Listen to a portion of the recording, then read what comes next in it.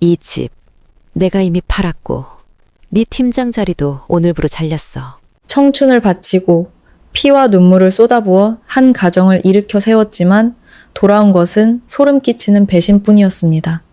5년간의 시집살이, 그녀는 개처럼 멸시당하며 살았습니다. 악독한 시어머니는 그녀의 재산을 호시탐탐 노렸고 한 이불을 덮던 남편은 잔인하게 외도하며 그녀를 벼랑 끝으로 내몰았습니다. 철없는 시누이는 그녀의 돈으로 권력을 손에 쥔 뒤 가차 없이 그녀를 짓밟았습니다. 그들은 그녀를 단물까지 빨아먹고 헌신짝처럼 버리려 했습니다.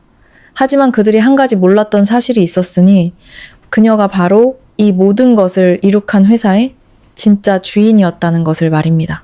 이혼 서류 한 장이 모든 것의 끝이라고 생각했습니까? 천만에요. 그 종이 뒤에는 악인들을 기다리는 끔찍한 비밀과 상상조차 할 수 없는 치밀한 복수의 서막이 열리고 있었습니다. 여러분, 지금부터 시작될 한 여자의 통쾌한 복수극, 그 거대한 소용돌이 속으로 함께 들어가 보시겠습니까? 평안한 노년 채널에 오신 것을 환영합니다. 구독과 좋아요를 눌러주시고 이야기가 끝날 때까지 자리를 지켜주세요. 오늘 들려드릴 이야기는 이혼 도장을 찍고 나오자마자 저를 내쫓으려는 시누이에게 이 집은 내가 팔았고 네, 팀장 자리도 잘났어 라고 응수하여 온 가족을 경악하게 만든 한 여자의 파란만장한 사연입니다. 새벽 4시 3분, 침대 머리맡 협탁에 놓인 디지털 시계에서 뿜어져 나오는 붉은 빛이 차가운 회색 벽지에 비쳐 영혼 없는 숫자를 깜빡이고 있었습니다. 나는 번쩍 눈을 떴습니다. 놀라서도, 악몽을 꿔서도 아니었습니다. 이 기상은 지난 5년간의 잔인함과 피를 말리는 불안이 만들어낸 조건반사, 내 몸에 새겨진 생체 시계와도 같았습니다. 방 안은 숨 막히는 어둠으로 가득 차 있었습니다. 천장 석고보드 뒤에 숨겨진 시스템, 에어컨에서 새어나오는 희미한 바람 소리가 들릴 정도로 적막했습니다. 내 옆에는 남편 이민준이 깊은 잠에 빠져 있었습니다. 그의 넓은 등은 완전히 나를 향해 돌아 있었고 그것은 마치 견고하지만 뼛속까지 시린 장벽과도 같았습니다. 그의 숨소리는 규칙적이고 평온했습니다. 일말의 죄책감도 없는 자의 잠이었습니다. 나는 미동도 없이 누워 킹사이즈 침대 위 우리 두 사람 사이의 공간을 응시했습니다. 고작 20cm 남짓한 거리였지만 그 순간 나는 그 공간이 끝을 알 수 없는 심연처럼 깊고 어둡다는 것을 깨달았습니다. 최고급 실크 이불, 시어머니가 이 집으로 이사 오실 때 그분의 사치스러운 취향을 만족시키기 위해 내가 직접 고르고 내 카드로 값을 치른 값비싼 이불이었습니다. 지금 내 몸을 덮고 있는 이 이불은 수액처럼 무겁게만 느껴졌습니다. 나는 조용히 숨을 들이마셨습니다. 민준의 베개에서 풍겨오는 톰포드 향수 냄새가 코를 찔렀습니다. 그가 일주일 내내 은근히 갖고 싶다고 흘렸던 한정판 향수. 결국 내가 아무 날도 아닌데 선물이라며 그의 화장대에 올려놓을 때까지 말입니다. 하지만 그 값비싼 우디향 속에서 오랜 불면의 밤들이 예민하게 만든 내 후각은 다른 냄새를 맡았습니다. 아주 옅고 희미했지만 내 위장을 경련시키기엔 충분한 냄새였습니다. 달콤하고 저렴한 경박한 장미향이었습니다. 그건 내 냄새가 아니었습니다. 이 집의 냄새는 더더욱 아니었습니다. 오싹한 소름이 발끝에서부터 정수리까지 타고 올라왔습니다. 나는 이불을 걷고 맨발로 값비싼 원목 바닥을 밟았습니다. 피부를 통해 전해지는 차가운 감각이 긴장으로 팽팽해진 모든 신경을 깨웠습니다. 나는 불을 켜지 않았습니다. 마치 스스로 판 무덤의 구석구석을 꿰뚫고 있는 유령처럼 어둠 속을 걸었습니다. 침실을 나와 문고리가 딸깍거리는 소리조차 내지 않도록 조심스럽게 문을 닫았습니다. 아주 작은 소리라도 낸다면 복도 끝 가장 넓고 전망 좋은 방에서 자고 있는 시어머니, 김 여사가 즉시 헛기침을 시작할 것을 알기 때문이었습니다. 그리고 그 기침 소리는 새로운 지옥의 하루를 여는 신호탄이 될 것이었습니다. 이 3층짜리 대저택은 쥐 죽은 듯 고요했습니다. 통유리 창 너머로 들어오는 가로등 불빛에 거실의 윤곽이 희미하게 드러났습니다. 이탈리아에서 직수입한 최고급 가죽 소파, 수억 원을 호가하는 체코산 크리스털 샹들리에, 금박 액자에 담긴 유명 화가의 유화, 이 집의 벽돌 한 장, 실 한 오라기까지 모두 내 땀과 프로젝트를 위해 지새운 수많은 밤과 계약을 따내기 위해 파트너들 앞에서 굴욕을 삼켜야 했던 내 인고로 지어졌습니다. 하지만 저 위층에서 곤히 잠든 저 사람들의 눈에 나는 그저 운 좋게 빌부터 사는 여자, 그들 가족이 거두어준 지방 출신의 여자일 뿐이었습니다. 주방으로 들어가 후드의 조명 스위치를 켰습니다. 누구도 깨우지 않으면서 내가 할 일을 볼 수 있을 만큼의 희미하고 노란 불빛이었습니다. 4시 15분, 하녀의 일과가 시작되었습니다. 냉장고를 열어 어젯밤부터 불려놓은 완도산 전복을 꺼냈습니다. 시어머니는 아침 6시 정각 정원에서 요가를 시작하기 전에 전복죽을 드시는 습관이 있었습니다. 찹쌀은 최고급 2000쌀이어야 하고 전복 내장은 비린내가 나지 않게 완벽하게 손질해야 했습니다. 죽은 뭉근한 불에 정확히 45분간 끓여야 했습니다. 조금이라도 묽거나 전복이 질기면 그녀는 즉시 수십만 원짜리 전복죽 그릇을 쓰레기통에 처박으며 깊은 한숨과 함께 칼날 같은 말을 내뱉을 것이었습니다. 집안에 복이 없으니 시어머니 밥 한 끼 제대로 못 끓이는 며느리를 들여서 뭘 기대하겠니. 나는 인덕션 앞에 서 있었습니다. 검은 유리 상판에 비친 화장기 없는 내 창백한 얼굴 위로 조작부의 붉은 불빛이 어른거렸습니다. 나는 그 속에 나를 멍하니 바라보았습니다. 푹 꺼진 눈, 움푹 팬볼, 한때는 경제학과 퀸으로 불리며 생기가 넘쳤던 피부는 이제 감출 수 없는 피로로 칙칙하게 변해 있었습니다. 이제 겨우 29살. 하지만 이 순간 나는 생명력을 모두 소진한 60대 노파처럼 늙어 보였습니다. 전복죽이 끓는 동안 나는 냉장실에서 한우 툭불 등심을 꺼내 얇게 썰기 시작했습니다. 신우이, 이민아. 24살이지만 제 속옷 하나 스스로 빨아본 적 없는 아가씨였습니다. 오늘 아침엔 맑은 한우 갈비탕을 주문했습니다. 미나는 대파는 먹지 않고 곱게 채 썬 쪽파 고명만 먹었습니다. 국물은 기름기 없이 맑아야 하지만 맛은 깊고 진해야 했습니다. 미나는 현재 내가 피땀 흘려 세운 바로 그 회사의 마케팅 팀장으로 일하고 있었습니다. 오빠인 민준이 가족이 중요한 자리에 있어야 안심이 된다는 이유로 제멋대로 임명한 자리였습니다. 미나가 가진 것이라고는 그저 그런 전문대를 졸업한 것과 전무한 경력뿐이었는데도 말입니다. 그 자리에 앉은 날부터 미나는 회사 돈을 물쓰듯 썼습니다. 법인카드로 명품을 사고 고급 스파를 다니며 회사의 자금줄을 쥐고 있는 나를 그저 따분한 격리직원 취급했습니다. 날카로운 식칼을 쥔 내 손이 등심을 얇게 저몄습니다. 도마 위를 스치는 칼날 소리가 섬뜩하게 울렸습니다. 나는 아주 천천히 일정한 두께로 고기를 썰었습니다. 칼날이 도마에 닿을 때마다 가슴속에서 들끓는 울분을 느꼈습니다. 내가 왜 여기에 있는 걸까? 왜 내 돈으로 산 내 집 주방에 서서 내 피를 빨아먹는 저들을 위해 값비싼 음식을 만들고 있는 걸까? 5시 45분, 2층 방문이 열리는 소리가 들렸습니다. 시어머니가 일부러 쿵쿵거리며 나무 계단을 내려오는 발소리가 울려 퍼졌습니다. 나는 고개를 들지 않았습니다.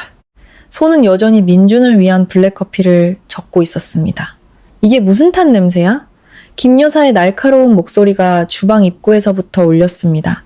그녀는 최고급 실크 잠옷을 입고 이른 아침인데도 완벽하게 세팅된 머리를 한 채 주방으로 들어섰습니다. 그녀는 코를 막고 부엌 구석구석을 훑어보며 트집 잡을 먼지 한 톨이라도 찾아내려는 듯 날카로운 눈빛을 보냈습니다. 미나주 갈비탕에 넣을 고명용 마늘을 살짝 볶고 있었어요. 탄 냄새 아니에요, 어머님. 나는 감정 없는 목소리로 대답했습니다. 나는 이미 이 무표정한 가면 뒤에 모든 희로애락을 감추는 법을 터득했습니다. 김 여사는 식탁 위에 놓인 전복죽 그릇으로 다가와 숟가락으로 한번 휘저어보고는 짙게 문신한 눈썹을 찌푸렸습니다. 죽을 어떻게 끓였길래 이렇게 묽어? 내가 몇 번을 말했니? 찹쌀은 충분히 불렸다가 갈아서 넣어야 부드럽고 구수하다고. 내 귀는 머리에 장식으로 달고 다니는 거니? 그녀는 숟가락을 대리석 식탁 위에 쨍 소리가 나게 내던졌습니다. 고요한 아침의 정적을 깨는 날카로운 소음이었습니다. 나는 천천히 몸을 돌려 그녀의 얼굴을 마주 보았습니다. 찹쌀은 충분히 불렸고 죽의 농도는 완벽했습니다. 그녀도 그것을 알고 있었습니다. 그저 매일 아침 행하는 권력과시 의식을 치르고 있을 뿐이었습니다. 이 집에서 며느리인 내 위치가 얼마나 하찮은지를 상기시켜주는 의식이었습니다. 찹쌀 충분히 불려서 끓였어요, 어머님. 아주 구수해요. 식기 전에 드세요. 나는 여전히 커피잔을 쥔 채 말했습니다. 너무 꽉 쥔 나머지 손가락 마디가 하얗게 질려 있었습니다. 김 여사는 코웃음을 치며 식탁 의자에 앉았습니다. 어디서 말대꾸야. 민준이 회사가 좀 잘 나간다 싶으니까 아주 이 집안을 우습게 보는구나? 내가 분명히 말해두는데 우리 이씨 집안의 복이 아니었으면 너 같은 지방 출신 여자는 평생 이 집 문턱도 못 밟았어. 민준이 회사. 그 말이 그녀의 입에서 너무나 당연하게 흘러나왔습니다. MS텍. M은 민준, S는 내 이름 서연이었습니다. 초기 자본금은 돌아가신 부모님이 남겨주신 고향의 작은 집을 판 돈과 내가 친구들에게 빌린 돈으로 마련한 것이었습니다. 민준은 그저 대표이사라는 직함만 가졌을 뿐입니다. 그때 나는 임신 중이었고 과로로 인해 5개월 만에 아이를 유산했습니다. 나는 부사장으로 물러나 재무, 운영, 영업의 모든 것을 총괄했습니다. 민주는 그저 비싼 양복을 입고 골프를 치러 다니며 서류에 사인만 하면 그만이었습니다. 그런데 저 고급 전복죽을 떠먹고 있는 저 여자의 머릿속에서는 이 모든 것이 이씨 집안의 복 덕분이라는 것이었습니다. 나는 대꾸하지 않았습니다. 내 침묵은 그녀를 더욱 자극하는 듯 했습니다. 말을 하면 대답을 해야지. 우리 민준이는 밖에서 저렇게 힘들게 돈 벌어오는데 넌 집에서 고작 부엌길이나 하고 회사에서 푼돈 관리나 하면서 뭐가 그렇게 불만이야? 집안을 돌볼 줄도 모르고 애도 못 낳는 여자는 내다 버려도 시원찮아. 그녀의 마지막 말은 내 가슴속.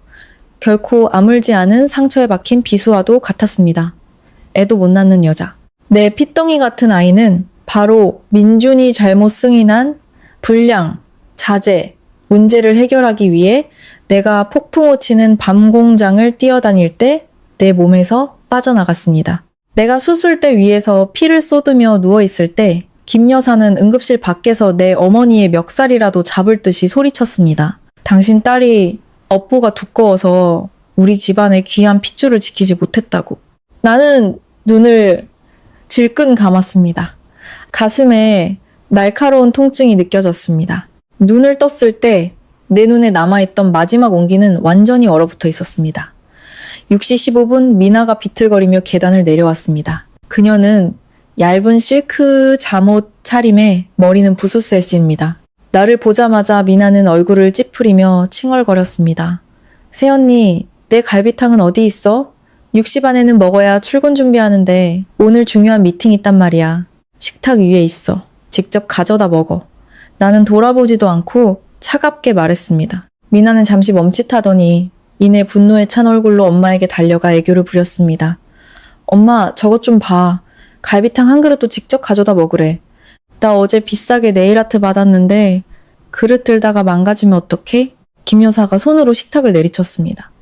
너 지금 무슨 태도야? 동생이 힘들게 나가서 돈 벌어오는데 네가 그 정도도 못 해줘? 고작 집안일 좀 하는 거 가지고. 생색은 동생이 돈을 벌어온다고. 나는 시어머니의 말을 되뇌었습니다.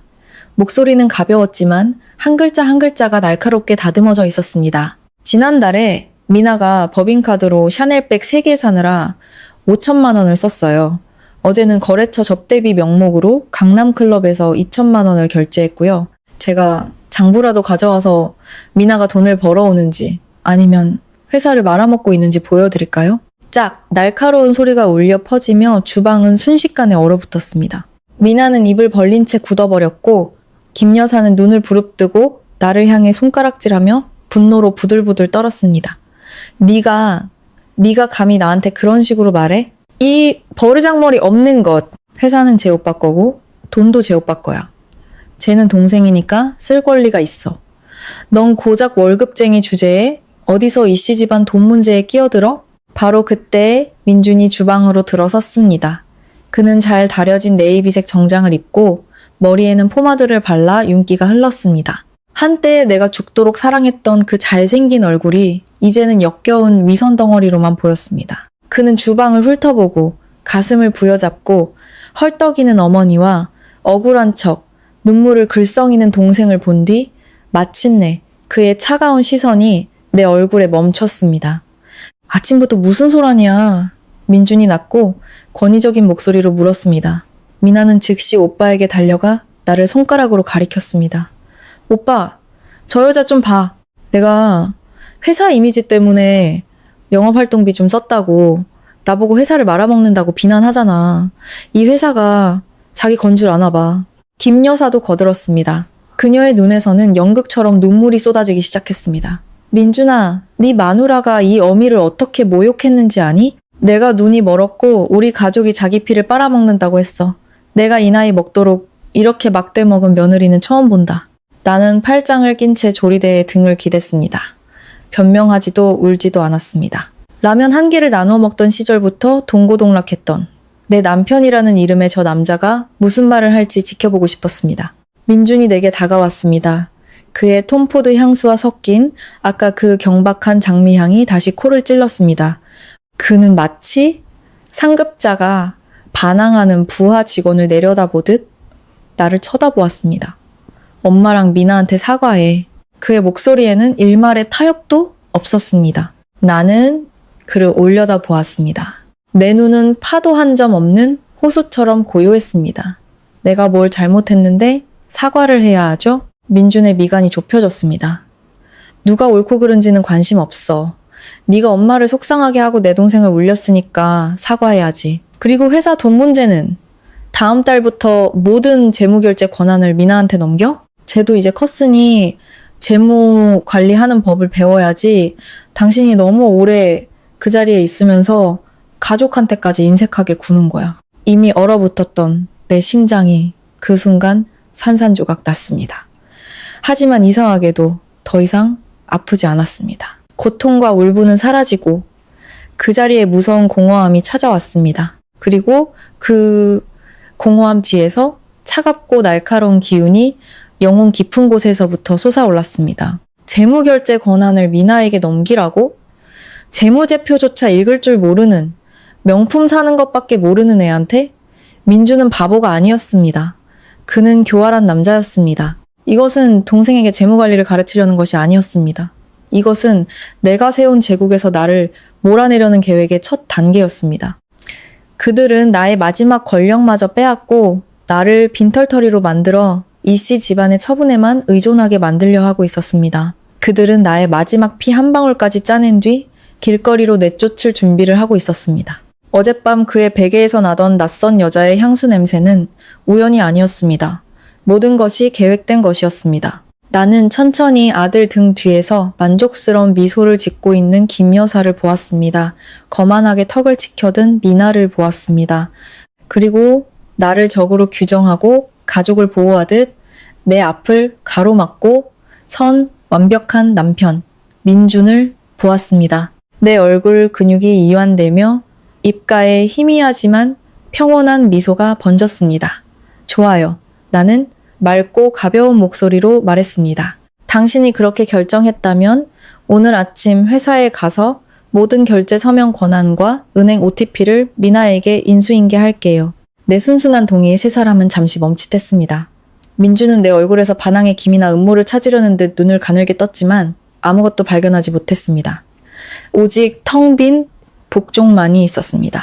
김 여사는 흡족한 듯 웃으며 민준의 어깨를 두드렸습니다. 그래, 저렇게 강하게 나가야 말을 듣지. 시집온 여자는 남편 성을 따라야 하는 법이야. 남편 재산도 시댁 재산인 줄 알아야지. 미나는 민준의 팔에 매달리며 애교를 부렸습니다. 오빠가 최고야. 이따 나 회사까지 태워다 줘. 내 차 어제 정비 맡겼단 말이야. 민준은 고개를 끄덕이고는 내게 무심한 한마디를 던졌습니다. 내 옷 준비해. 오늘 이사회 회의 있어. 그들은 거실로 나가며 나를 차가운 주방에 홀로 남겨두었습니다. 회사 돈을 어떻게 쓸지에 대한 들뜬 웃음소리가 들려왔습니다. 그들은 내 존재를 완전히 잊어버린 듯 했습니다. 이 주방에 서 있는 여자가 바로 그 회사의 생사 여탈권을 쥔 진짜 두뇌라는 사실을 까맣게 잊은 채 나는 싱크대로 가 수돗물을 세차게 틀었습니다. 차가운 물줄기가 내 손에 쏟아지며 마지막 남은 감각을 씻어냈습니다. 검은색 벽면 유리에 비친 내 모습을 보았습니다. 내 입가에 천천히 미소가 피어올랐습니다. 체념의 미소가 아니었습니다. 그것은 심연의 바닥에 닿은 자가 벼랑 위에 서 있는 모든 자들을 함께 끌어내리기로 결심한 자의 미소였습니다. 회사 계좌를 관리하고 싶다고? 좋아. 이 집을 갖고 싶다고? 좋아. 나를 내쫓고 싶다고? 얼마든지. 하지만 환상 속에 승리에 취해 있는 저 가련한 자들은 모르겠지.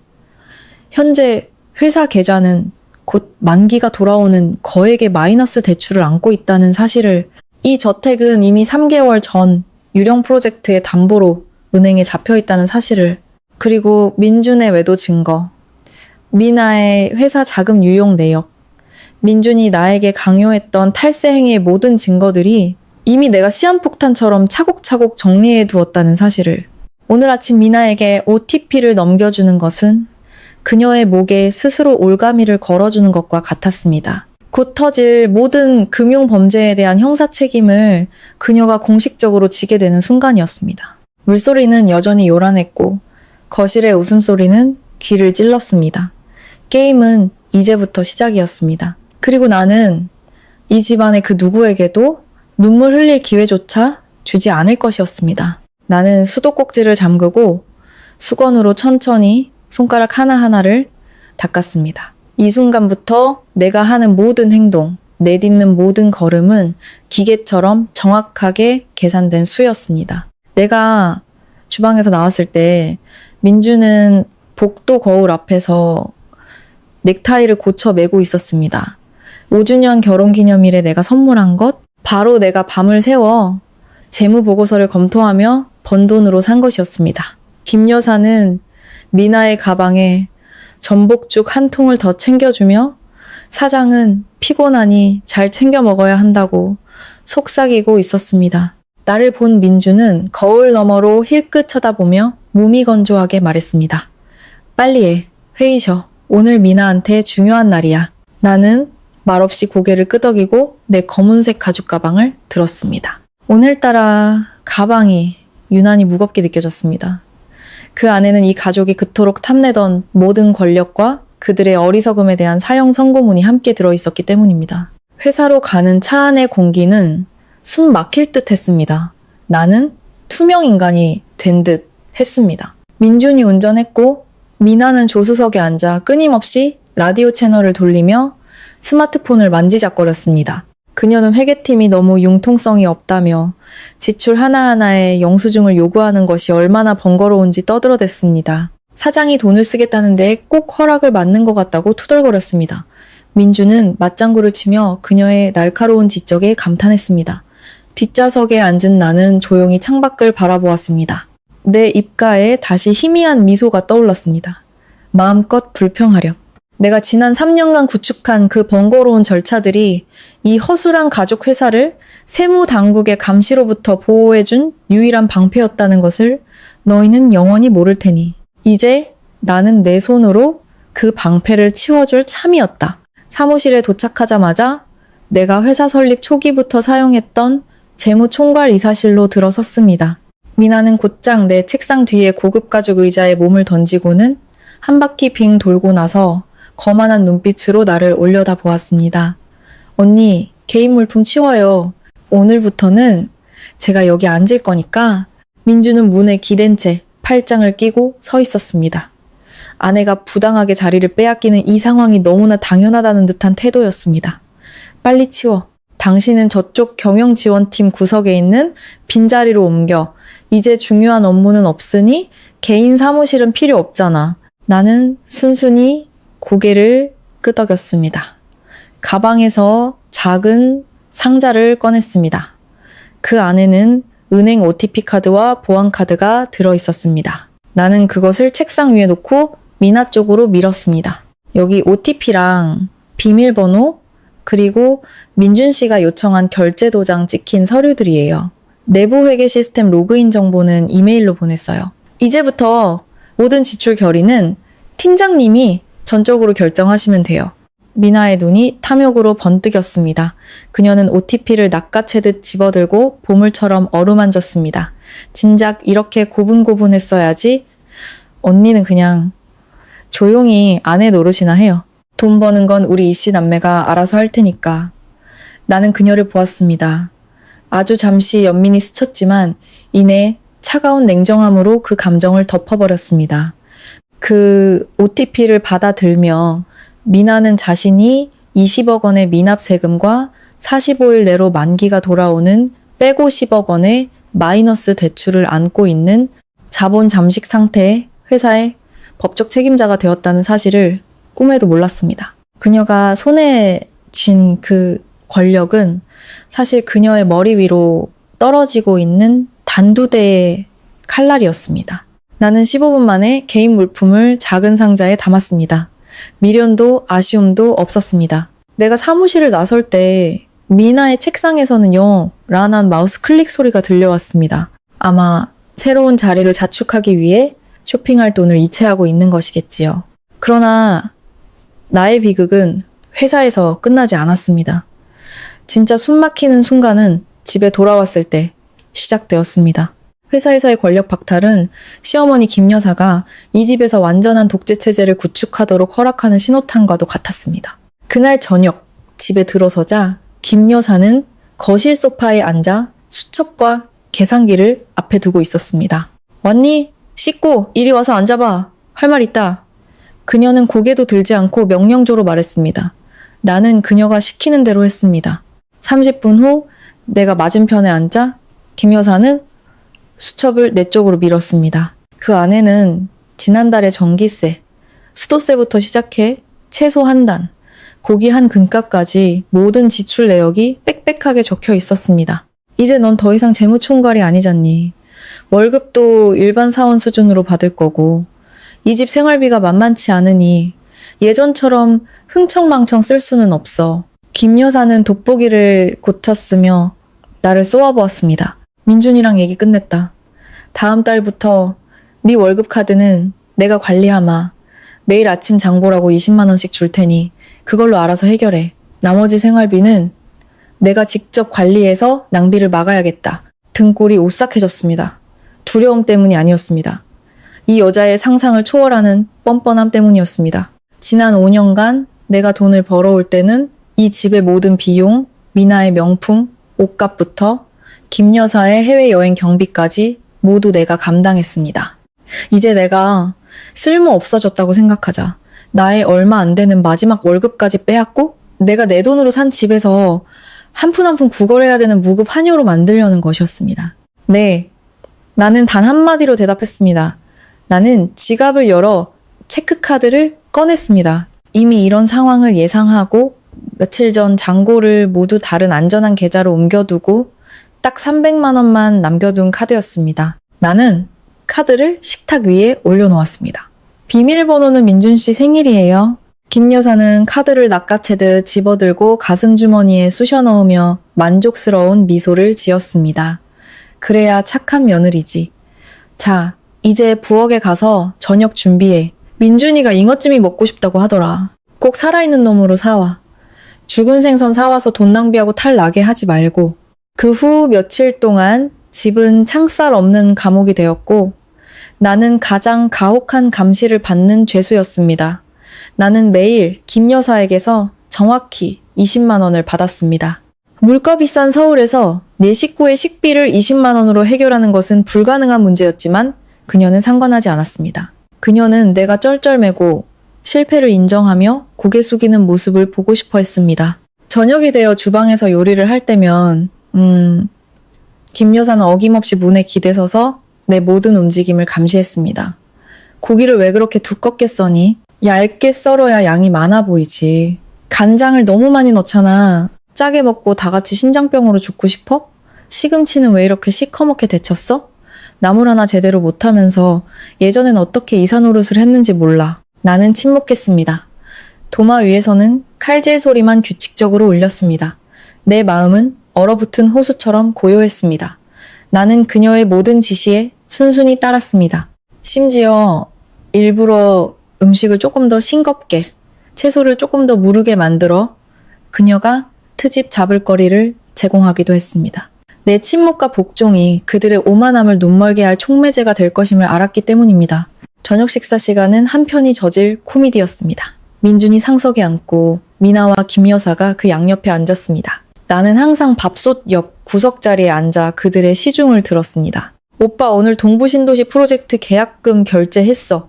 미나가 가장 맛있는 생선살을 발라 제 그릇에 놓으며 거만하게 말했습니다. 그 하청업체들 맨날 돈 달라고 징징대길래 그냥 5억 원 바로 쏴줬어. 우리 회사 돈도 많은데 쪼잔하게 굴 필요 없잖아. 밥을 푸던 내 손이 순간 멈칫했습니다. 5억 원. 동부 신도시 프로젝트는 사실 민준이 유령 비용을 처리하기 위해 만든 껍데기에 불과했습니다. 예전에는 이 프로젝트에 돈을 보낼 때마다 법을 피하기 위해 2천만 원 미만으로 수십 번에 걸쳐 쪼개고 수많은 가짜 자재 구매 계약서를 만들어야 했습니다. 그런데 이제 미나는 아무런 증빙 서류도 없이 5억 원을 한 번에 결제해버린 것이었습니다. 그녀는 스스로 회사 자금 횡령 자백서를 쓰고 있는 셈이었습니다. 잘했어. 민준이 와인 한 모금을 마시며 고개를 끄덕였습니다. 리더는 그렇게 결단력이 있어야지. 누구처럼 맨날 원칙 타령만 하면서 일 진행을 막는 게 아니라 김 여사는 흐뭇하게 웃으며 민준에게 고기 한 점을 집어주었습니다. 내가 그랬지. 우리 이씨 집안 유전자는 장군감이라고. 우리 미나는 어릴 때부터 똑똑했어. 그러고는 나를 경멸적인 눈초리로 쳐다보았습니다. 남편 돈이나 축내는 빌어먹을 것들은 그냥 입 다물고 이 집안 시중이나 잘 들면 되는 거야. 나는 밥 한 술을 입에 넣고 천천히 씹었습니다. 승리에 도취된 세 사람의 얼굴을 차례로 훑어보았습니다. 영원을 맹세했던 남편, 수십억 계약을 따왔을 땐 보물이라 치켜세우던 시어머니, 내 헌옷을 얻어입던 시누이, 나는 그들의 모습을 망막에 뇌리에 깊이 새겼습니다. 그들의 모욕은 더 이상 나를 아프게 하지 못했습니다. 오히려 내 안의 냉정함과 치밀함을 더욱 날카롭게 벼리는 자극제가 되었습니다. 숨 막히는 상황은 계속되었습니다. 김 여사는 내 사적인 공간까지 침범하기 시작했습니다. 그녀는 내가 아끼는 와인과 영양제를 보관해둔 창고 열쇠를 빼앗으며 말했습니다. 넌 이제 백수나 다름없으니 소박하게 먹어. 몸에 좋은 거는 돈 버는 사람들이 먹어야지. 더 최악인 것은 서울에 폭염이 닥쳤을 때였습니다. 김 여사는 우리 부부 침실의 에어컨 리모컨을 멋대로 가져가 버렸습니다. 전기세가 너무 많이 나와. 민준이는 밖에서 일하느라 힘드니 밤에만 켜면 돼. 넌 집에서 노는데 좀 덥다고 죽기야 하겠니? 낮에는 창문 열고 자연바람 쐬어. 그녀는 방문 앞에서 차가운 말을 내뱉고는 제 방으로 들어가 버렸습니다. 한여름 6월의 대낮, 우리 침실은 찜질방으로 변했습니다. 지붕의 열기가 그대로 내려와 숨이 턱턱 막혔습니다. 나는 침대 가장자리에 앉아 있었습니다. 땀으로 등과 옷이 흠뻑 젖었습니다. 낡은 선풍기는 삐걱거리며 뜨거운 바람만 내뿜었습니다. 하지만 나는 방을 나가지 않았습니다. 커튼을 친 어둠 속에서 나는 개인 노트북을 켜고 있었습니다. 고도의 보안 프로그램을 통해 나는 여전히 회사 서버에 접속하고 있었습니다. 화면에는 수많은 숫자와 데이터가 춤을 추고 있었습니다. 나는 회사 계좌의 모든 변동사항을 조용히 추적했습니다. 미나는 정말 상상 이상으로 멍청했습니다. 2주도 안 돼요. 그녀는 수많은 가짜 계약서에 서명하며 회사 돈 약 20억 원을 빼돌려 명품 가방을 사고 남자친구의 도박 빚을 갚아주었습니다. 민주는 유령 프로젝트에 정신이 팔려 계속해서 미나에게 마이너스 대출 자금을 이체하라고 요구했습니다. 그들의 모든 접속 기록, 이체 내역, 가짜 전자세금 계산서 발행 기록까지 나는 전부 백업하여 암호화한 뒤 해외 클라우드 서버에 저장했습니다. 키보드 위로 떨어지는 내 땀방울을 보았습니다. 끈적하고 불쾌한 더위가 현재 나의 굴욕적인 상황을 상기시켰습니다. 하지만 가슴 깊은 곳에서 내 심장은 아주 평온하게 뛰고 있었습니다. 먹잇감이 스스로 지뢰밭으로 걸어 들어오기를 기다리는 포식자의 무서운 평온함이었습니다. 주말, 민준의 할아버지 제사가 있었습니다. 시골에서 올라온 친척들로 집은 북적였습니다. 당연히 제사 음식 준비는 모두 내 몫이었습니다. 새벽 6시부터 시장에 나가 양손 가득 장을 봐왔고 종일 주방에서 나물 다듬기, 전 부치기 등 6인분의 제사상을 혼자서 차려냈습니다. 미나는 파트너와 이메일을 처리해야 한다며 방에 틀어박혔고 김 여사는 내가 작년에 사준 벨벳 한복에 진주 목걸이를 하고 거실에서 손님들을 맞으며 아들, 딸 자랑에 여념이 없었습니다. 어머, 우리 미나가 이제 재무 이사라니까요. 회사에서 돈줄을 쥐고 있는 실세죠. 민준이가 그러는데 돈은 꼭 가족이 관리해야 안심이 된대요. 남한테 맡기면 어디로 새는지 어떻게 알겠어요? 김 여사의 목소리가 주방까지 들려왔습니다. 한 친척 아주머니가 물었습니다. 그럼 형수님 댁 며느리는요? 원래 그 애가 돈 관리하지 않았어요? 김 여사는 입술을 삐죽이며 혀를 쳤습니다. 에휴, 걔는 능력이 없어서 회사에 손해만 끼쳤어요. 민준이가 부부의 정으로 봐줘서 그냥 자빌이나 하는 부서로 옮겨줬지. 지금은 남편한테 빌부터 사는 신세예요. 어머, 고생이 많으시겠어요. 쓸모없는 며느리 얻으면 피곤하죠. 친척들의 맞장구 소리가 웅성거렸습니다. 나는 끓는 기름 앞에서 생선을 부치고 있었습니다. 뜨거운 기름이 손등에 튀어 따가웠지만 나는 손을 빼지 않았습니다.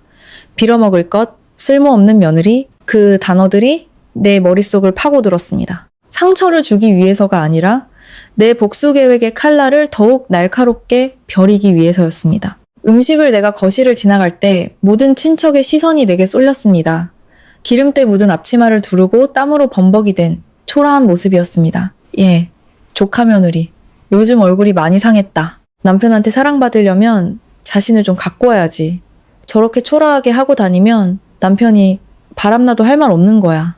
한 고모가 혀를 차며 말했습니다. 나는 생선 접시를 상에 내려놓고 흐트러진 머리를 쓸어 넘기며 완벽한 미소를 지었습니다. 네, 고모님 말씀이 맞아요. 제가 요즘 돈벌이를 못해서 꾸밀 엄두를 못 내네요. 오빠랑 미나가 큰일 하는데 방해되지 않도록 아껴야죠. 내 겸손한 대답에 친척들은 만족스러워했고 김 여사는 거만하게 턱을 치켜들었습니다. 그들은 내 미소 뒤에 숨겨진 얼음장 같은 눈빛을 전혀 눈치채지 못했습니다. 그날 밤 모든 설거지를 마치고 지친 몸을 이끌고 침실로 올라왔을 땐 새벽 2시였습니다. 방 안은 여전히 덥고 습했습니다. 민주는 등을 돌린 채 자고 있었습니다. 나는 조용히 욕실로 들어가 샤워기를 틀었습니다. 차가운 물줄기가 온종일 시달린 노역의 피로와 기름 냄새를 씻어냈습니다. 거울 속 내 모습은 창백하고 눈 밑 다크서클은 깊었지만 두 눈만은 지옥의 불길처럼 이글거리고 있었습니다. 욕실에서 나왔을 때 민준의 스마트폰이 머리맡에서 진동하며 화면이 켜졌습니다. 나는 다가가 화면을 내려다보았습니다.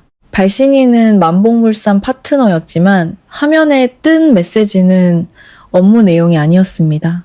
오빠 아직 안 자요? 아가가 오빠 보고 롯데호텔 402호 기다릴게요. 나는 어둠 속에 멈춰 섰습니다. 고통도 질투도 아니었습니다. 그저 모든 감각이 마비되는 듯한 공허함과 곧이어 밀려오는 역겨움 뿐이었습니다. 침대에 누워있는 저 남자를 보았습니다. 내 청춘을 바쳐 성공을 일궈준 남자. 내 생명처럼 사랑했던 남자. 그들의 잔인함은 돈과 권력에서 그치지 않았습니다. 그들은 나의 마지막 남은 존엄성까지 모조리 짓밟으려 하고 있었습니다. 나는 조용히 내 휴대폰을 들어 그의 화면을 촬영했습니다. 찰칵하는 아주 작은 소리가 에어컨 소리에 묻혔습니다. 나는 천천히 물러나 방구석 소파에 앉았습니다. 어둠이 나를 감쌌습니다. 시어머니의 억압, 시누이의 어리석음, 그리고 남편의 뻔뻔한 배신. 모든 것이 인내의 한계를 넘어섰습니다. 이 집에서의 생존 게임은 끝났습니다. 이제부터는 처절한 학살만이 남았을 뿐입니다. 나는 팔짱을 낀 채 잠든 민준의 모습을 노려보았습니다. 입가에 차갑고 잔인한 미소가 그려졌습니다. 실컷 자도 민준 씨. 당신의 탐욕스러운 어머니와 멍청한 동생과 함께 당신의 제왕놀이를 마음껏 즐겨도 곧 동이 트면 내가 당신들의 그 가짜 세계를 잿더미로 만들어줄 테니까 단 한 조각도 남기지 않고. 스마트폰 화면에서 나온 푸른빛이 벽에 기괴한 그림자를 만들었습니다. 마치 내 결혼 생활의 모습처럼 말입니다. 나는 소파에 웅크리고 앉아 에어컨의 찬바람을 맞았습니다. 하지만 피부로 느끼는 한기보다 가슴속에서 얼어붙고 있는 빙산의 냉기가 훨씬 더 지독했습니다. 눈물은 한 방울도 나오지 않았습니다. 이상하게도 가장 사랑하고 믿었던 남자의 배신을 확인한 순간 내 신경계는 고통을 느끼는 회로를 차단해 버린 듯 했습니다. 오직 폭풍 전야의 고요함만이 남았습니다. 모든 것을 삼켜버릴 듯한 검은 바다의 침묵만이. 나는 휴대폰을 들어 다시 한번 사진을 확대했습니다. 롯데호텔 402호 기다릴게요. 그 글자들이 칼날처럼 눈에 박혔습니다. 새벽 4시.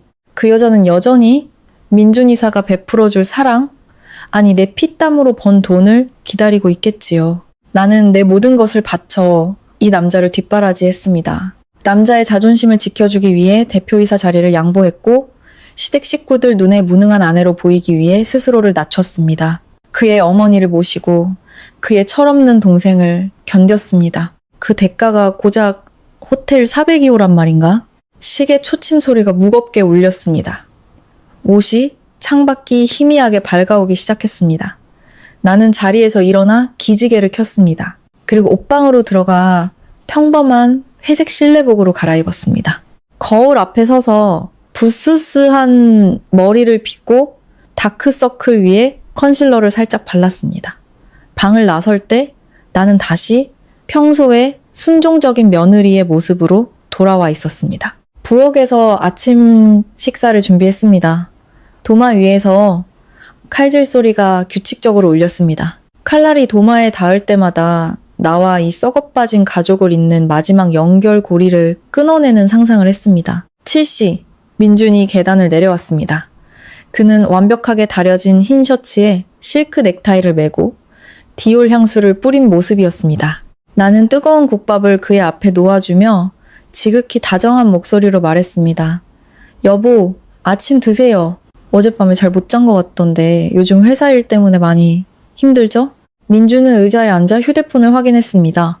나는 그가 메시지를 확인하는 순간 손가락이 멈칫하고 입꼬리가 미세하게 올라가는 것을 놓치지 않았습니다. 그는 곧 그 표정을 감추고 바쁜 사람 특유의 심각한 얼굴로 돌아왔습니다. 응, 요즘 만복물산 프로젝트가 막바지라 신경 쓸 일이 많네. 오늘 밤도 접대 때문에 늦을 것 같으니 기다리지 말고 먼저 자. 그는 조금의 망설임도 없이 거짓말을 했습니다. 나는 그의 옆에 서서 물을 따라주며 미소 지었습니다. 네, 당신이 우리 가족을 위해 고생이 많네요. 집안일은 제가 알아서 할 테니 걱정 말고 일에만 집중하세요. 민주는 나를 흘끗 쳐다보았습니다. 그의 눈빛에 스쳐 지나가는 경멸을 나는 보았습니다. 그는 고개를 끄덕이며 은혜를 베풀듯 말했습니다. 당신이 그렇게 생각해준다니 다행이네. 집에서 어머니 잘 모시고 미나랑 다투지 말고. 네, 그럴게요. 나는 순종적으로 고개를 숙였습니다. 그때 김 여사와 미나가 내려왔습니다. 미나는 몸에 달라붙는 원피스를 입고 화려하게 화장을 한 채였습니다. 오빠, 나 요즘 돈이 없어서 죽겠어. 지난달에 샤넬백 사느라 카드값이 너무 많이 나왔는데 오빠가 좀 보태줘. 김 여사도 거들었습니다. 그래, 네가 사장인데 동생 용돈 몇 푼 주는 게 대수니. 여자애가 밖에서 없어 보이면 집안 망신이야. 그녀는 일부러 나를 쳐다보며 없어 보인다는 말을 강조했습니다. 민주는 아랫사람에게 하사하듯 말했습니다. 이따 경리팀에 말해서 5천만 원 보내라고 할게. 아껴 써라. 미나는 신이 나서 민준의 목을 껴안고 뽀뽀했습니다. 그리고는 나를 보며 비웃었습니다. 새언니는 사모님 소리 들으면서 꼴이 저게 뭐야. 언니가 저러고 다니니 우리 오빠가 밖에서 예쁜 여자들한테 눈 돌아가는 거 아니겠어? 주방을 닦던데 손이 멈췄습니다. 나는 고개를 들어 미나와 김 여사 그리고 민준을 차례로 보았습니다. 민준은 아무 말 없이 국밥만 먹고 있었습니다. 오히려 동의한다는 듯 입꼬리가 살짝 올라가 있었습니다. 미나 말이 맞네. 내가 조용히 대답했습니다. 나는 이제 늙고 볼품 없으니 오빠처럼 잘난 사람이 밖에서 인기 많은 건 당연하지. 집에만 잘 돌아오면 돼. 내 말에 김 여사는 의기양양하게 코웃음을 쳤습니다. 내 분수를 아는구나. 남자가 큰일을 하려면 밖에서 그럴 수도 있는 거야. 아내가 되어서 질투나 하고 매달리면 길바닥에 나앉는 수밖에 없어. 이 집, 이 회사는 전부 우리 민준이가 이룬 거야. 네가 콩고물이라도 얻어먹으려면 조용히 입 다물고 사는 게 좋을 거다. 내 머릿속에서 무언가 툭 하고 끊어지는 소리가 들렸습니다. 나는 내 앞에 앉아있는 이 완벽한 가족의 모습을 보았습니다. 그들은 모두 민준의 외도를 알고 있거나 적어도 짐작하고 있었습니다. 심지어 그것을 성공한 남자의 당연한 특권으로 여기고 있었습니다. 그들은 나의 희생을 짓밟고 부부의 도리를 내팽개치며 자신들의 탐욕을 채우고 있었습니다. 어머님 말씀 명심할게요. 나는 세상에서 가장 온화하고 순종적인 미소를 지으며 말했습니다. 민준이 출근 준비를 마치자 나는 그의 구두를 직접 가져다 주고 바짓단을 정리해 주었습니다. 그가 최고급 세단에 올라타는 모습을 보며 나는 문 앞에서 손을 흔들었습니다. 그의 차가 코너를 돌아 사라지자마자 내 얼굴에서 미소가 사라졌습니다. 나는 곧장 서재로 들어가 문을 잠갔습니다. 그리고 낡고 오래된 것처럼 위장한 고사양 노트북을 켰습니다. 너희들은 내가 정말 아무것도 모르는 바보인 줄 알았겠지. 하지만 이 회사의 모든 시스템과 자금 흐름은 바로 내 손으로 설계되었다라는 것을 잊었구나. 나는 복잡한 암호를 입력하고 회사 내부 서버에 접속했습니다. 지난 2년간의 모든 접대비, 출장비, 선물 구입 내역을 필터링했습니다. 만복물산이라는 키워드를 입력하자 화면에 긴 목록이 나타났습니다. 나는 차가운 눈으로 숫자들을 훑어보았습니다. 3월 15일, 접대비 850만 원, 증빙 서류는 백화점 디올 매장 영수증. 4월 22일, 출장비 1200만 원, 증빙 서류는 제주도 5성급 리조트 및 비즈니스 항공권. 6월 10일, 프로젝트 선급금 3억 원. 이체된 계좌는 최유나라는 개인 명의의 계좌. 최유나. 나는 그 이름을 입안에서 굴려보았습니다. 내 피땀 어린 회사 돈 수십억 원이 전략적 파트너라는 이름 아래 저렴한 여자에게 흘러들어가고 있었습니다. 나는 시크릿 모드로 페이스북과 인스타그램에서 최유나를 검색했습니다. 곧 수만 명의 팔로워를 가진 계정이 나타났습니다. 그곳은 비키니 사진과 사치스러운 파티, 명품으로 가득 차 있었습니다. 어젯밤 올라온 가장 최신 게시물을 클릭했습니다. 호텔 침대 위에서 찍은 사진. 오늘 밤 우리 오빠는 아가의 사랑 프로젝트 때문에 바쁘네. 힘든 우리 이사님이라는 글과 함께. 그리고 사진 한쪽 구석. 침대 협탁 위에는 내가 결혼기념일 선물로 사준 롤렉스 시계가 놓여 있었습니다. 시계 뒷면에는 우리 두 사람의 이니셜이 새겨져 있었습니다. 나는 사진을 계속 내렸습니다. 그리고 한 사진 앞에서 손가락이 굳어버렸습니다. 3개월 전 한 호텔에서 애프터눈 티를 즐기는 최유나의 사진. 그리고 그녀 뒤쪽 거울에 비친 맞은편 인물, 바로 미나였습니다. 그리고 사진 밑에 댓글, 미나의 계잔으로 남겨진 글이었습니다. 우리 미래의 새언니 너무 예쁘다. 오빠가 반할만 하네. 오늘 밤 오빠한테 목걸이 사달라고 졸라봐요. 최유나의 답글은 하트 이모티콘과 함께였습니다. 우리 아가씨가 최고. 내일 언니가 샤넬백 사줄게. 방안이 너무 조용해서 내 관자놀이에서 피가 흐르는 소리가 들리는 듯 했습니다. 나는 눈을 감고 깊은 숨을 내쉬었습니다. 그렇구나. 그들은 민준의 외도를 짐작한 것이 아니었다. 공범이었던 것이다. 미나는 제 오빠에게 여자를 소개해줬고 그 대가로 명품을 받았다. 그리고 저 교활한 시어머니가 이 사실을 몰랐을 리가 없었다. 그녀는 모든 것을 알고도 방관했다. 내가 돈을 벌어오는 기계로 쓸모가 없어지자 새로운 여자를 미래의 며느리로 들일 준비를 하고 있었던 것이다. 나는 눈을 떴습니다. 동공이 바늘처럼 날카로워졌습니다. 키보드 위에 놓인 내 손이 분노가 아닌 미친 듯한 흥분으로 떨리기 시작했습니다. 나는 미친 듯이 키보드를 두드렸습니다. 모든 증거 자료를 암호화된 하드 드라이브에 백업했습니다. 그리고 회사의 등기부 등본을 확인했습니다. 민주는 대표이사였지만 회사 지분의 80%는 해외 법률사무소가 대리하는 익명의 투자 펀드 소유로 되어 있었습니다. 그 펀드의 실제 소유주가 바로 나라는 사실은 민준을 포함한 그 누구도 몰랐습니다. 우리가 사는 이 집, 교회의 땅, 모든 것이 내가 수년 전부터 치밀하게 설계해 놓은 계약 조항 아래 묶여 있었습니다. 그들은 자신들이 이 게임의 주인이라고 생각했겠지. 내가 멍청한 장기말이라고 생각했겠지. 좋아. 나는 허공에 속삭였습니다. 너희들이 놀고 싶다면 끝까지 놀아주지. 하지만 이제부터 게임의 룰은 내가 정한다. 그날 저녁, 나는 평소처럼 저녁 식사를 준비했습니다. 김 여사는 소파에 앉아 막장 드라마를 보며 며느리 욕을 해댔고, 미나는 틱톡을 보며 새로 칠한 빨간 매니큐어를 말리고 있었습니다. 새언니, 오늘 저녁 뭐야? 어제처럼 맛없는 것 좀 만들지 마. 나는 랍스터찜을 식탁에 놓으며 상냥하게 웃었습니다. 어머님이랑 아가씨 몸보신 하시라고 랍스터 사왔어요. 민준 씨가 오늘 밤도 만복물산 파트너랑 접대 때문에 늦는다고 하네요. 만복물산이라는 말에 미나의 손이 움찔했습니다. 그녀는 애써 태연한 척 웃었습니다. 오빠가 사장이니까 바쁘겠지. 언니처럼 집에서 편하게만 지내서 세상 물정 모르는 사람은 이해 못할 거야. 내가 뭘 알겠어. 나는 의자에 앉아 미나를 빤히 쳐다보았습니다. 나는 그냥 오빠가 걱정돼서 그래.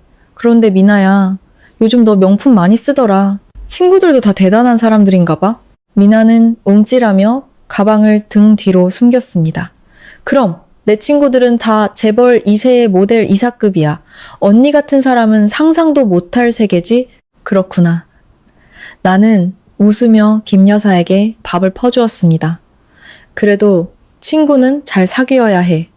남의 것 훔치고 남의 피땀 빨아먹는 사람들은 언젠가 다 벌받게 되어 있거든. 괜히 어울리다가 너까지 화를 입을까 걱정돼서 하는 말이야. 내 말에 김 여사가 젓가락을 내려치며 소리쳤습니다. 너 지금 누굴 저주하는 거야? 이 재수 없는 것. 죄송해요, 어머님. 제가 실언했어요. 나는 즉시 고개를 숙였습니다. 하지만 식탁 아래에서 내 손톱은 손바닥을 파고들어 피가 배어 나올 정도로 주먹을 꽉 쥐고 있었습니다. 이 모든 굴욕을 차곡차곡 모아 이 집안을 날려버릴 폭약을 만들 것이었다. 그날 밤 11시 민준이 돌아왔습니다. 그의 몸에서는 익숙한 디올 향수와 함께 호텔에서나 나는 저렴한 장미향 바디워시 냄새, 그리고 씻어내지 못한 욕정의 비릿한 냄새가 섞여 풍겼습니다. 셔츠 기세는 립스틱 자국이 희미하게 남아 있었습니다. 역겨움이 치밀었지만 나는 그것을 억지로 삼켰습니다. 그리고 차가운 손으로 그의 어깨를 주무르며 속삭였습니다. 힘들었죠? 따뜻한 물 받아놨으니 어서 씻어요. 민주는 눈을 감은 채 한숨을 쉬었습니다. 오늘 만복물산 사장이랑 협상하느라 진이 다 빠졌어. 아주 깐깐한 영감이라니까. 만복물산 사장? 나는 그의 목덜미에 난 작은 붉은색 손톱 자국을 보았습니다. 소름이 끼쳤습니다. 그는 내 눈을 똑바로 보고 완벽한 거짓말을 하고 있었습니다. 그래요? 나는 그의 어깨를 꽉 쥐며 말했습니다. 그 사장님 너무하시네. 우리 남편 목에 상처까지 내고 다음부턴 목폴라 입고 가요. 또 긁히면 내 마음이 아프잖아요. 내 소나기의 근육이 순간 굳어지는 것이 느껴졌습니다. 민주는 화들짝 놀라 나를 돌아보았습니다. 그의 눈동자가 흔들렸습니다. 그는 애써 웃으며 둘러댔습니다. 아까 공사 현장에서 철근에 긁혔나 보네. 당신은 상상력도 풍부해. 그랬구나. 나는 손을 떼고 상냥하게 웃었습니다. 조심해요, 여보. 민주는 도망치듯 욕실로 들어갔습니다. 나는 텅 빈 침실에 서 있었습니다. 이곳은 더 이상 나의 보금자리가 아니었습니다. 나의 믿음, 사랑, 청춘이 무참히 살해당한 범죄 현장이었습니다. 나는 서랍에서 비상용 휴대폰을 꺼내 등록되지 않은 유심을 끼웠습니다. 그리고 암호화된 번호로 문자를 보냈습니다. 계획 실행, 남부 프로젝트 자금 전액 회수, 회사 자재 공급 차단, 자산 동결 준비. 이제 그물을 거둘 시간이다. 문자를 보낸 뒤 나는 유심을 부러뜨려 쓰레기통에 버렸습니다. 창밖은 칠흑 같은 어둠에 잠겨 있었습니다. 숨바꼭질은 끝났다. 너희들의 안락한 거짓 낙원을 즐길 시간도 얼마 남지 않았어. 내가 직접 작동시킨 단두대가 이제 서서히 올라가고 있으니까. 다음날 아침, 민주는 어젯밤의 일이 미안했는지 직접 아침 식사를 준비했습니다. 그는 완벽한 남편을 연기하며 내 앞에 토스트와 계란 프라이를 놓았습니다. 나는 미소를 지으며 그가 차려준 아침을 먹었습니다. 그의 위선적인 다정함이 역겨웠지만 나는 완벽하게 평온한 아내를 연기했습니다. 나는 그에게 오늘 중요한 이사회 회의가 있어 늦을 것이라고 말했습니다.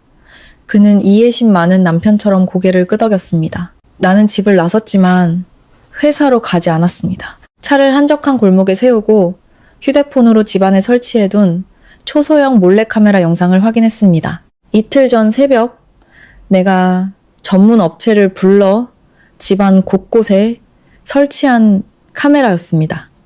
이 집에는 더 이상 사각지대가 없었습니다. 오전 9시 15분 굳게 닫혀있던 내 서재 문이 열렸습니다. 김 여사와 미나가 들어왔습니다. 나는 숨을 죽이고 화면을 지켜보았습니다. 세상에 이 방이 내 방보다 더 크네. 저것 봐. 전부 명품백이야. 내가 스파 차린다고 1억만 달라고 했을 땐 회사 사정 어렵다고 하더니 이 악독한 것. 미나가 투덜거렸습니다. 김 여사는 내 책상을 쓰다듬으며 말했습니다. 걱정 마라. 민준이한테 다 얘기해놨어. 조만간 이 집이랑 회사 전부 우리 명의로 돌려놓을 거야. 전연을 그냥 둘 순 없지. 그들은 내 서재를 마구 뒤지기 시작했습니다. 미나는 옷장에 걸린 내 옷들을 바닥에 내팽개치고 구둣발로 밟았습니다. 그리고 마침내 벽 뒤에 숨겨진 금고를 찾아냈습니다. 엄마 여기야. 오빠가 비밀번호 알려줬어. 미나가 의기양양하게 웃으며 금고를 열었습니다. 그 안에는 몇 가지 서류와 함께 돌아가신 어머니의 유품인 비치 팔찌가 들어있는 오래된 나무 상자가 있었습니다. 그것은 단순한 장신구가 아니었습니다. 우리 가문의 자존심이자 내게 남은 유일한 어머니의 흔적이었습니다. 화면 속에서 미나는 그 팔찌를 제 손목에 차보며 감탄했습니다. 엄마, 너무 예쁘다. 오늘 친구들 파티에 이거 하고 가면 다들 기절할 거야. 나 이거 가질게. 김 여사는 탐욕스러운 눈으로 고개를 끄덕였습니다. 그래, 가져. 어차피 제 것도 다 우리 집안 거야. 제가 뭐라고 하면 오빠한테 일러서 딱이라도 한 대 때리라고 하면 그만이야. 애도 못 낳는 주제에 귀한 물건은 왜 저렇게 싸고 도는지 몰라. 미나는 팔찌를 제 가방에 쑤셔넣고 옆에 있던 다이아몬드 목걸이까지 챙겼습니다. 그들의 모든 말과 행동이 화면을 뚫고 나와 내 심장에 박혔습니다. 분노도 눈물도 없었습니다. 내 혈관 속 피는 얼음 바늘이 되어 심장을 찔렀습니다. 마지막 남은 연민마저 사라졌습니다. 나는 시동을 걸고 집으로 차를 돌렸습니다. 15분 후 나는 소리 없이 집 안으로 들어갔습니다. 2층 서재에서는 여전히 그들의 웃음소리가 들려왔습니다. 나는 계단을 올라서 제 문 앞에 섰습니다. 그리고 문을 3번 노크했습니다. 똑똑. 방 안에 있던 두 사람은 화들짝 놀라 나를 돌아보았습니다. 김 여사는 금세 평정심을 되찾고 쏘아붙였습니다. 네가 왜 벌써 와? 회사에나 있을 것이지. 내가 미나더러 내 방에서 관절약 좀 찾아달라고 했다. 어설픈 거짓말이었습니다. 나는 방 안으로 걸어 들어가 텅 빈 나무 상자를 보았습니다. 어머님 관절약이 언제부터 비치 팔찌랑 다이아몬드 목걸이랑 같이 보관되어 있었나요? 나는 미나의 가방 틈으로 보이는 푸른빛을 노려보며 물었습니다. 미나의 얼굴이 새빨개졌습니다. 그녀는 소리쳤습니다. 그래, 내가 가졌어. 어쩔 건데? 이 집안 며느리 물건은 다 시댁 거야. 내가 파티에 한번 하고 가겠다는데 뭐가 그렇게 문제야? 나는 천천히 미나에게 다가갔습니다. 내 움직임에 방 안의 공기가 무겁게 가라앉았습니다. 내놔. 나는 낮고 단호하게 말했습니다. 싫어. 네가 뭘 할 수 있는데? 미나는 김 여사 등 뒤로 숨었습니다. 김 여사는 즉시 나를 막아서며 소리쳤습니다. 네가 감히 이 집에서 반란이라도 일으킬 셈이냐? 그깟 팔찌 하나 가지고 동서한테 너무 인색하게 구는 거 아니야? 내 목숨도 이 집안 것인데 고작 장신구 하나가 뭐라고? 고작 장신구 하나라고? 나는 실소를 터뜨렸습니다. 어머님, 이 집의 벽돌 한 장부터 지금 입고 계신 그 옷까지 전부 제 돈으로 산 겁니다. 제가 이 집안 덕을 본다고요? 양심이라는 게 있으세요? 짝! 김 여사가 분노에 차책상을 내리쳤습니다. 네가 감히 나한테 대들어? 민준이 당장 불러와. 이 버르장머리 없는 것을 당장 내쫓으라고 해야겠다. 그리고 마치 짝이라도 한 듯 현관에서 민준의 차소리가 들렸습니다. 아마 금고가 열렸을 때 그의 휴대폰으로 경보 메시지가 갔을 것입니다. 곧 민준이 헐레벌떡 서재로 뛰어들어왔습니다. 그는 열린 금고와 아수라장이 된 방, 울고 있는 어머니와 동생, 그리고 얼음처럼 서 있는 나를 보았습니다. 무슨 일이야? 김 여사는 즉시 민준에게 매달려 울부짖었습니다. 민준아, 네 마누라 좀 봐라. 우리가 약 좀 찾으려고 했는데 도둑 취급을 하면서 우리 모녀를 잡아먹으려고 하잖아. 미나도 눈물을 흘리며 팔찌를 들어 보였습니다. 오빠, 내가 이거 파티에 한 번만 하고 가겠다고 했는데 언니가 나를 모욕했어. 우리 가족을 개, 돼지 취급했다고. 나는 민준의 눈에서 스쳐 지나가는 비겁함을 보았습니다. 그는 모든 진실을 알고 있었습니다. 하지만 독재자 같은 어머니와 철없는 동생 앞에서 그의 가부장적인 자존심이 마지막 남은 양심을 짓밟았습니다. 그는 내게 다가와 차갑게 말했습니다. 고작 팔찌 하나 가지고 왜 이렇게 소란이야? 네가 어른답게 동생한테 양보하면 되잖아. 당장 어머니께 사과드려. 나는 그의 눈을 똑바로 쳐다보았습니다. 역겨움이 치밀었습니다. 마지막으로 말할게. 그 팔찌 내놔. 그건 우리 어머니 유품이야. 더러운 손으로 만지지 마. 네가 누굴 더럽다고 해? 김 여사가 소리쳤습니다. 나는 미나에게서 팔찌를 빼앗으려 손을 뻗었습니다. 바로 그 순간 민준의 손이 내 손목을 낚아챘습니다. 그의 손아귀 힘은 엄청났습니다. 네가 지금 뭐 하는 거야? 이 집안이 너를 얼마나 참아줬는지 알아? 네가 돈 좀 번다고 여왕이라도 된 줄 알아? 오늘 내가 네 버르장머리를 고쳐주겠다. 그는 내 팔을 비틀며 어깨를 강하게 밀쳤습니다. 나는 균형을 잃고 뒤로 넘어지며 옆구리를 책상 모서리에 강하게 부딪혔습니다. 쿵 하는 소리와 함께 찢어지는 듯한 고통이 온몸으로 퍼졌습니다. 나는 바닥에 쓰러져 신음했습니다. 방 안은 순간 정적이 흘렀습니다. 나는 고통 속에서 천천히 고개를 들었습니다. 민주는 당황한 듯 했지만 이내 다시 오만한 표정을 지었습니다. 김 여사와 미나는 통쾌하다는 듯한 미소를 짓고 있었습니다. 미나는 내 어머니의 팔찌를 전리품처럼 흔들고 있었습니다. 그래, 저렇게 해야 정신을 차리지. 미나야, 내려가서 파티 갈 준비해. 저 미친 여자는 신경 쓰지 말고. 그들 3명은 나를 바닥에 내버려 둔 채 방을 나갔습니다. 나는 차가운 바닥에 누워 있었습니다. 눈물은 나오지 않았습니다. 굴욕과 고통의 감각은 사라지고 무서운 평온함만이 남았습니다. 그들의 폭력은 나를 묶고 있던 마지막 끈을 완전히 끊어버렸습니다. 나는 이를 악물고 일어섰습니다. 그리고 거울 속에 나를 보았습니다. 헝클어진 머리, 창백한 얼굴. 하지만 그 눈은 더 이상 예전의 눈이 아니었습니다. 그것은 사형 집행인의 눈이었습니다. 나는 책상으로 돌아가 바닥에 떨어진 휴대폰을 주웠습니다. 그리고 몰래 카메라 앱을 열어 방금 전에 모든 상황이 녹화된 12분짜리 영상을 클라우드에 저장했습니다. 폭행, 절도, 모욕, 이 모든 것이 담긴 영상이었습니다. 나는 그것을 암호화하여 즉시 변호사에게 전송했습니다. 그리고 변호사에게 전화를 걸었습니다. 진 변호사님, 저예요. 모든 법적 절차를 개시해주세요. 재산 은닉 절차 시작하고 이혼 소송 준비해주세요. 사유는 가정폭력과 외도입니다. 지난 3년간의 회사 자금 횡령 증거 전부 첨부해서 고소장도 접수해주세요. 그리고 가장 중요한 것, 반석그룹에서 이민준의 모든 권한을 즉시 정지시켜주세요. 이제 저들을 굶겨 죽일 시간입니다. 전화를 끊고 나는 옆구리에 통증을 느꼈습니다. 셔츠를 걷어 올리자 시퍼런 멍이 들어있었습니다. 나는 그 상처를 여러 각도에서 촬영해 가정폭력 증거 추가라는 제목으로 변호사에게 다시 이메일을 보냈습니다. 나는 어둠 속에 숨어 거실에서 들려오는 그들의 대화를 녹음했습니다. 역시 한번 손봐주니까 조용해지네. 저녀는 내가 약이야. 시어머니의 목소리였습니다. 오빠, 너무 약했어. 진작에 저 집 명의도 뺏어왔어야지. 신우이의 목소리. 그리고 남편.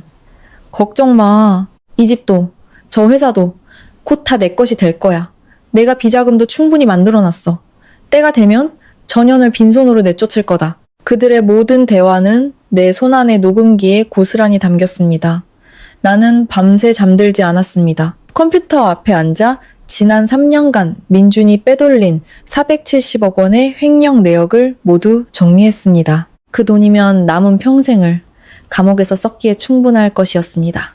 모든 증거를 정리해 외부 회계감사팀과 수사기관에 넘길 준비를 마쳤습니다. 그리고 지난 몇 달간 내가 민준을 속여 받아낸 위임장을 이용해 이 집의 소유권을 완전히 내 이름으로 돌려놓은 뒤 부동산 재벌에게 팔아넘기는 계약을 완료했습니다. 집이 팔렸다는 사실을 그들은 꿈에도 모르고 있었습니다. 신우이가 30억 원짜리 홍보 예산안을 들고 왔을 때도 나는 웃으며 결제해 주었습니다. 그리고 바로 인사팀에 전화해 그녀의 해고를 지시했습니다. 횡령 혐의로 고발장도 함께 준비시켰습니다. 그리고 마지막으로 6개월 전부터 고용한 흥신소에서 보내온 봉투를 열었습니다. 그 안에는 민준과 그의 내연녀의 사진, 동영상, 그리고 내연녀의 임신 진단서까지 들어있었습니다. 그녀는 아들을 임신한 상태였습니다. 그 470억 원은 새로운 가정을 꾸리기 위한 자금이었던 것입니다. 나는 그 모든 증거 자료를 언론사와 주요 온라인 커뮤니티에 예약 발송, 설정해두었습니다. 발송 시간은 바로 오늘 오전 8시. 모든 준비는 끝났습니다. 지난 9일간 나는 완벽하게 순종적인 아내를 연기했습니다. 그들은 내가 완전히 굴복했다고 믿었습니다. 그들은 몰랐습니다. 내가 더 강력한 한방을 위해 몸을 웅크리고 있었다는 사실을. 그리고 오늘 아침 6시 나는 잠든 민준을 뒤로하고 결전의 날을 위한 옷을 입었습니다. 권력과 냉정함을 상징하는 짙은 네이비색 정장, 붉은 립스틱, 그리고 내 모든 것을 담은 검은색 캐리어. 오전 8시 정각, 나는 법원 앞 카페에 앉아 노트북의 엔터키를 눌렀습니다. 그 순간 수백 통의 이메일이 발송되었습니다. 민준의 외도와 횡령 사실이 담긴 폭로 이메일이 반석그룹의 모든 임직원과 주주, 그리고 50여 개의 언론사에 동시에 뿌려졌습니다. 동시에 그의 모든 금융 계좌가 동결되었습니다. 8시 30분, 나는 이혼 서류 접수를 마쳤습니다.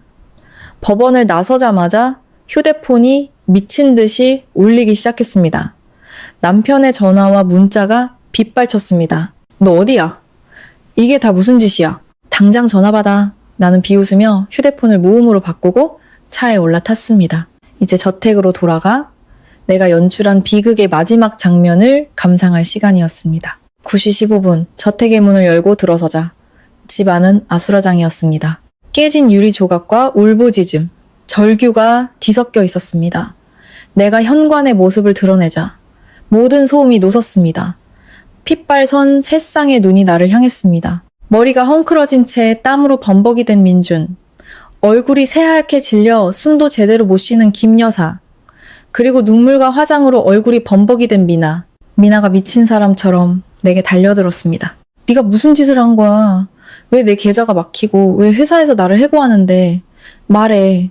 그녀가 내 멱살을 잡으려 했지만 나는 가볍게 그녀의 손을 쳐냈습니다. 그리고 얼음처럼 차가운 목소리로 방 안의 모든 사람에게 선고를 내렸습니다. 이 집 내가 이미 팔았고 내 팀장 자리도 오늘부로 잘렸어. 방 안은 절대적인 침묵에 휩싸였습니다.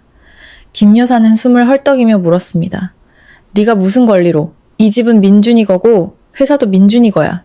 나는 가방에서 서류 뭉치를 꺼내 테이블에 던졌습니다. 어머님은 아드님이 서명하라고 내미는 서류는 읽어보지도 않으시나 보죠. 이 집은 9개월 전에 이미 제게 소유권이 넘어왔고 어제 다른 사람에게 팔렸습니다. 10시 30분이면 새 주인이 올 겁니다. 1시간 안에 짐 싸서 나가세요. 김 여사는 머리를 부여잡고 쓰러질 듯 비명을 질렀습니다. 나는 미나를 돌아보았습니다. 그리고 네가 회사 돈 30억을 빼돌린 증거 전부 수사기관에 넘어갔어. 감옥 갈 준비나 해. 미나는 돼지 멱다는 소리를 내며 바닥에 주저앉아 발버둥 쳤습니다.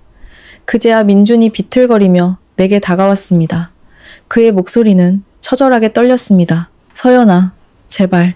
내가 다 잘못했어. 그 여자랑 당장 헤어질게. 제발 이메일만이라도 취소해줘. 이러다 나 감옥 간단 말이야. 나는 그를 경멸의 눈으로 쳐다보았습니다. 네가 바람 피운 건 3년 전부터 알고 있었어. 회사 돈 빼돌린 것도. 내가 널 잡지 않은 건 네가 스스로 무덤을 파도록 내버려 둔 거야. 네가 서명한 모든 서류가 네 관 뚜껑에 박힐 못이었던 거지. 민주는 주저앉아 아이처럼 울기 시작했습니다. 너는 사람이 아니야, 악마야. 사람이었지.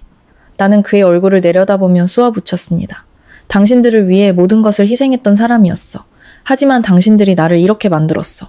이제 당신들이 뿌린 것을 거둘 시간이야. 나는 그들을 뒤로 하고 2층으로 올라가 내 캐리어를 끌고 내려왔습니다. 내가 현관에 다다랐을 때 초인종이 울렸습니다. 문 밖에는 집을 인수하러 온 새 주인과 민준을 체포하러 온 경찰들이 서 있었습니다. 나는 문을 활짝 열었습니다. 눈부신 아침 햇살이 쏟아져 들어왔습니다. 나는 한 번도 뒤돌아보지 않고 그 지옥 같은 집을 빠져나왔습니다. 등 뒤에서 들려오는 절규와 비명 소리는 점점 멀어졌습니다. 예약해둔 택시에 올라타자 차는 부드럽게 출발했습니다. 백미러를 통해 아수라장이 된 저택이 점점 작아지는 것을 보았습니다. 나는 눈을 감았습니다. 그리고 아주 오랜만에 진심으로 편안한 미소를 지었습니다. 게임은 끝났다. 그리고 나, 박서연은 이 지옥에서 유일하게 살아남은 승자였다. 이야기를 끝까지 들어주신 여러분, 감사합니다. 여러분의 삶에 늘 평안이 함께하기를 바라며 저는 평안한 노년이었습니다.